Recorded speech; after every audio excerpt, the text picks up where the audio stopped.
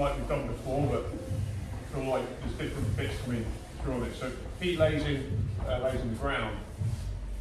Just first of all thinking about what optimally I want in terms of preventing his ability to push me. So he obviously cannot push me. He can kind of bridge me, right? But he can't push me if my body is in front. And by push I mean like push, right? He can't push me if his hands are behind me, right? So that's one thing. He can't push me.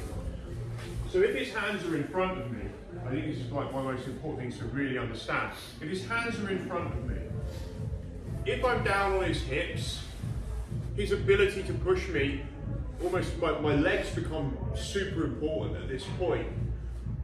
Because here, if my legs are not able to generate force, right? So what I'm really talking about is when I think you can really relax. And the argument would be, you always want to relax in jiu-jitsu.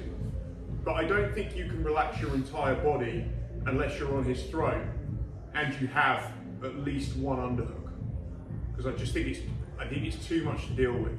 So what we really want to do at the moment is build the skill of relaxing, right? But in truth, it's a hard skill, right? It's probably, Henry's thing is, it's the most advanced level of jiu-jitsu is when to relax. But I think there's also the element of what you can afford to relax and when. Because if we start here and I say, oh, let's practice relaxing, and I let my body go floppy, right? He just starts pushing me, right? This is going to be a waste of time because people aren't going to buy into it. They're just going to say, well, this feels like I'm just getting pushed off all the time.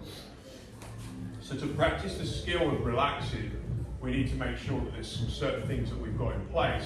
We build up that skill, and then we can start to play a little bit lower down the body. But the lower down the body you play, literally by a gradient.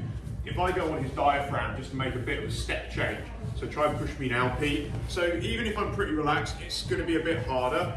And each bit of space that I soak up until I'm kind of like, I don't know, somewhere like there, right? So I'm right on his chin. Now push me, Pete. Yeah, so it's pretty difficult once I get onto his, you know, I'm up near his chin. And if I go right on his side, push me now. No matter almost what he does, he's really got nothing. And as long as my feet are engaged, so I'm just kind of like here, and then we're going to start playing with what I just talked about with the feet. So there's absolutely nothing now on the ground apart from my feet. My elbow doesn't go on the ground, right? Obviously, in an ideal world, I'd wrap that up as well, and I'd be pushing my elbow into his armpit. But for now, I don't want to give us too much to do. I just don't want anything on the ground, so just push me again, Pete. Yeah, push. So eventually move down the thing and do it again. So we just restart again. Yeah, so now again. Cool.